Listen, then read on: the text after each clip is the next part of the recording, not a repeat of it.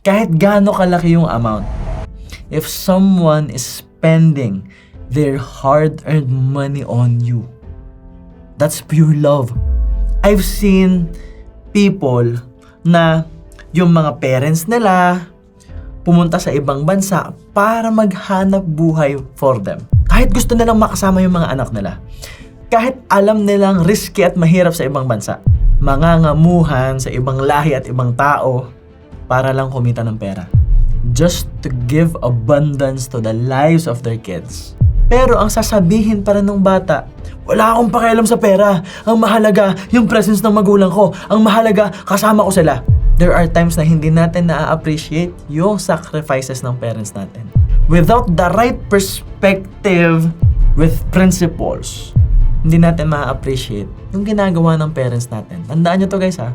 Kahit gaano kalaki yung amount, if someone is spending their hard-earned money on you, that's pure love. Kasi meron niyang gusto para sa sarili nila eh.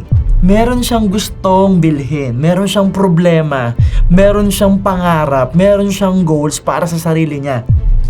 Pero ikaw ang inuna niya. That's love.